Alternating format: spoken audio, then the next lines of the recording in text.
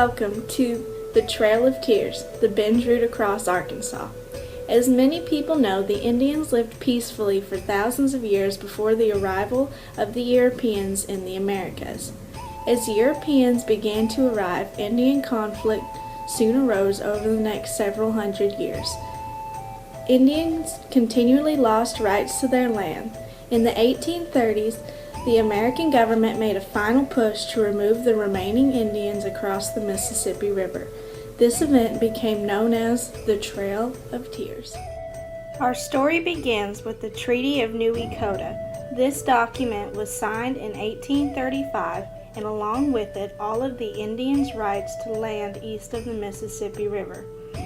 This treaty utilized the land purchased during the Louisiana Purchase to push the Indians further west. Over 90% of the Indians were against this treaty and would not sign it, but with just a few signatures, the government enacted the treaty anyway. The Cherokee were enraged by this act and took their case to the Supreme Court.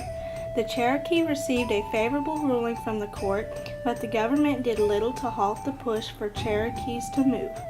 The Cherokees went on to fight against this movement several more times. In 1827, the Cherokee Nation had created its own constitution, which included laws that were supposed to protect their land from the English, but it clearly did not help. In one case, they sent a 126-foot-long petition to the government using many of the clause set forth in their constitution as evidence to back their petition's claims to rights and land. In this letter from George Hicks to John Ross, Mr. Hicks expresses how unjust it was for the government to take Indian land. Dear Sir, we are now about to take our final leave and kind farewell to our native land, the country that the Great Spirit gave our fathers. We are on the eve of leaving that country that gave us birth. It is the land of our sons, and it is with sorrow that we are forced by the authority of the white man to quit the scenes of our childhood. But stern necessity says we must go, and we bid a final farewell to it and all we hold dear east of the Father of Waters, the majestic Mississippi.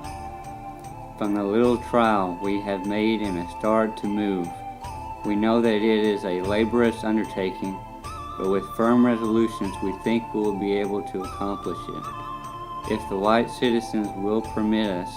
But since we have been on our march, many of us have been stopped, and our horses taken from our teams for the payment of unjust and just demands.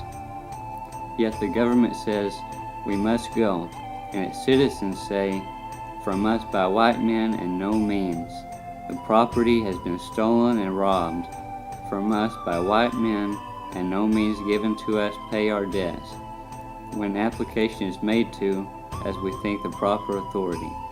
The agents of government and the commanding officers of the military, the one says we have no jurisdiction over anything, only such as happens in their own sight or in the mile square about the agency. And the other says our hands are tied since the 23rd of May 1838. They can give us no assistance, yet they have the power to force us off if any delay is made farther than what they might think necessary. Soon after this letter was wrote, 13 detachments of Indians were gathered up in North Carolina, Tennessee, and Georgia areas that departed en route to Oklahoma. All routes traveled through a large portion of Tennessee. 9 traveled through Tennessee through Missouri to Oklahoma. 2 groups went by water through Arkansas, and the last 2 groups traveled by land through Arkansas. Of these 13 groups, the Benj route, which traveled through Arkansas, was the most successful. The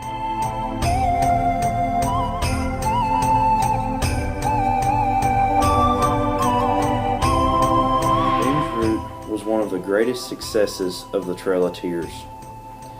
The Benj route was recorded in Fort Payne to consist of 1,103 people, and when recorded in Tahlequah, Oklahoma, the group consisted of 1,073 people. 33 people had died on the trail, and there had been 3 births. The success of the Binge route can largely be accredited to John Binge and William Shorty Cootie. John Binge, who the route was named after, arranged the group for the journey and took care of the group throughout the trail. William Cootie, who helped appeal the Indian removal and wrote many of the Indian petitions, was the contracting officer for the Binge route. It is speculated that William Cootie is the reason why the Binge route took the path that it did. Cootie had previously moved to Oklahoma and had made many trips back and forth from his homeland to Oklahoma. It is believed that he found this route the easiest to traverse and that he used this route often, allowing him to easily navigate the large group through the trail.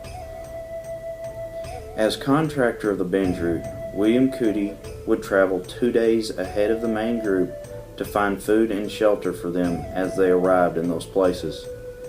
These tactics, combined with other factors such as calm weather conditions and favorable geography, led to the great success of the Binge route. The Binge route left Fort Payne in October of 1838 and traveled through a large portion of Tennessee and up through Cape Girardeau, Missouri, before entering Arkansas at a place on the current river known as Pittman's Ferry, just north of present-day Supply.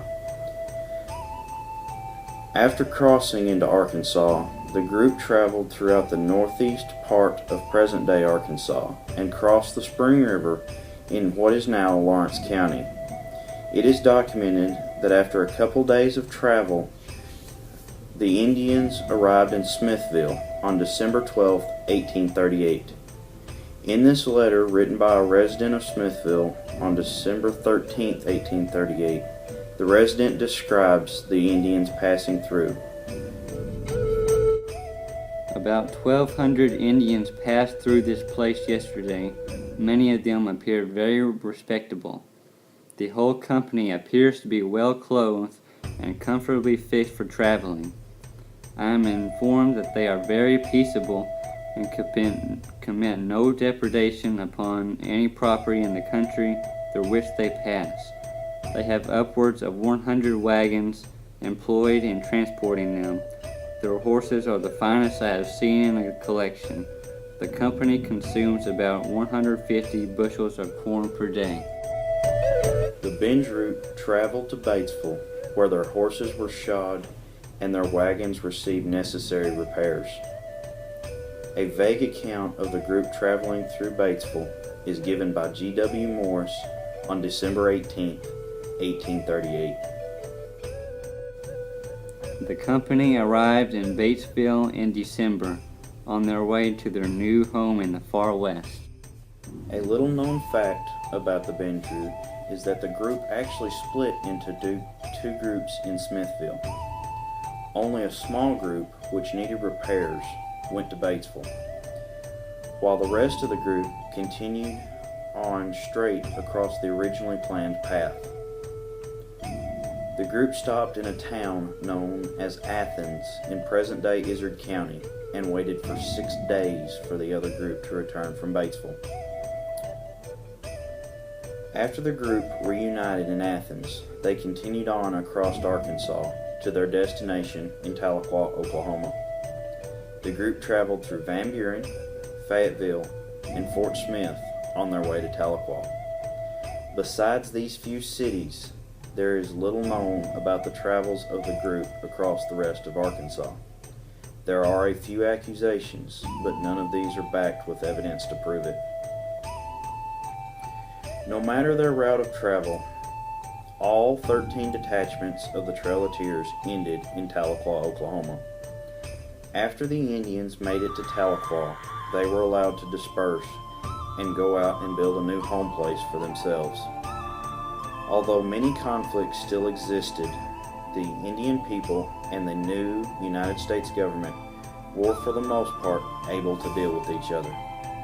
The Trail of Tears was over, but the pain and sorrow of leaving their homeland would plague the Indians for many years to come. In the words of the Indians, they had felt as if they had lost their past and their future.